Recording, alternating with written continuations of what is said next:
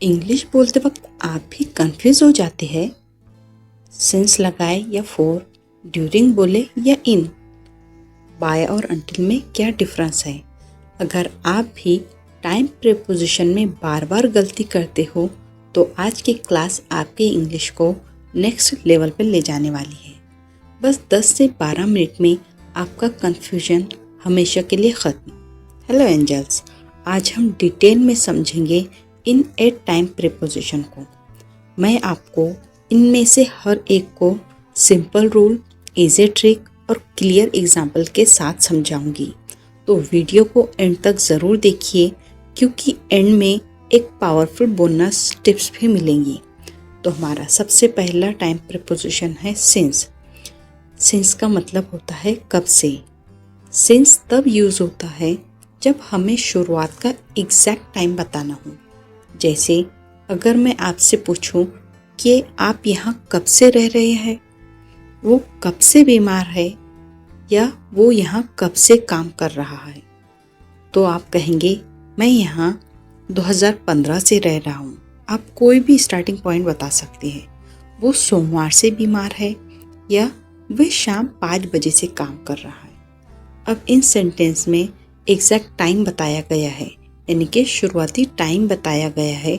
इसलिए इन सेंटेंस को इंग्लिश में लिखते वक्त या बोलते वक्त हम सिंस का इस्तेमाल करेंगे। जैसे I have lived here since 2015, she has been sick since Monday, या he has worked here since 5 PM। याद रखिए, सिंस हमेशा किसी स्टार्टिंग पॉइंट के साथ आता है, जैसे ईयर, डे या फिर टाइम। हमारा सेकंड टाइम प्रीपोजिशन है फॉर। फॉर का मतलब होता है कितनी देर से। फॉर का इस्तेमाल तब होता है जब हमें समय की अवधि बतानी हो, मतलब ड्यूरेशन बताना हो। जैसे मैं यहाँ 5 साल से रह रही हूँ। उसने 2 घंटे तक पढ़ाई की। हमने लंबे समय तक इंतज़ार किया। इन तीनों वाक्यों में ड्यूरेशन बताया गया है, इसलिए हम फॉर का इस्तेमाल करेंगे। जैसे I have lived here for 5 years, she studied for 2 hours, we waited for a long time. For के बाद हमेशा ड्यूरेशन आता है, जैसे 2 hours, 5 years या लॉन्ग टाइम। याद रखिए, सिंस का मतलब होता है कब से और फॉर का मतलब होता है कितनी देर से।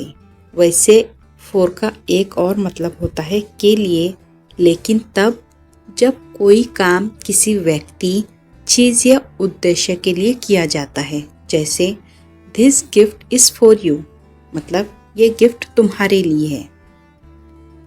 This pen is for writing, ये पेन लिखने के लिए है। This room is for guests, ये कमरा मेहमानों के लिए है, मतलब यूज़ के लिए। हमारा थर्ड टाइम प्रीपोजिशन है ड्यूरिंग। ड्यूरिंग का मतलब होता है के दौरान। जब कोई काम किसी समय अवधि के अंदर होता है तब ड्यूरिंग का यूज़ होता है।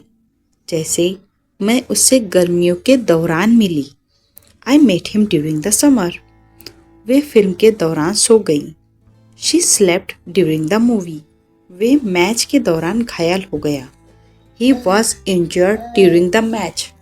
ड्यूरिंग के बाद हमेशा नाउन आता है, जैसे summer, movie, match. Number 4 time preposition है इन, और इन का मतलब होता है में। इन का यूज़ मंथ, ईयर, सीजन या फिर लॉन्ग पीरियड के साथ होता है। जैसे मेरा जन्म 2005 में हुआ था। I was born in 2005। हम सर्दियों में यात्रा करते हैं। वी ट्रैवल इन विंटर, उसने 2 दिनों में काम पूरा किया। She completed the work in 2 days।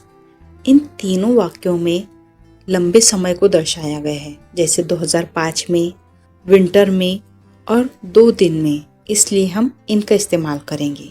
Number 5 time preposition over. Over का मतलब होता है के दौरान या पूरे समय में। जब कोई बदलाव या घटना किसी पूरे समय में धीरे धीरे ग्रेजुअली होता है तब ओवर का इस्तेमाल होता है। जैसे वर्षों के दौरान बिक्री बढ़ी। Sales increased over the years, मतलब साल दर साल उनकी सेल्स जो है वो इंक्रीज हुई। हमने सप्ताहांत के दौरान बात की।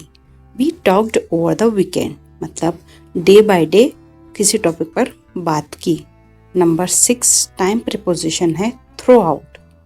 थ्रू आउट का मतलब होता है पूरे समय में, मतलब जब कोई काम शुरुआत से अंत तक लगातार चलता है, मतलब एक ही वे में चलता है, उसमें कोई चेंजेस नहीं होते, तब हम थ्रू आउट का इस्तेमाल करेंगे। जैसे वे पूरी कक्षा के दौरान शांत रहा।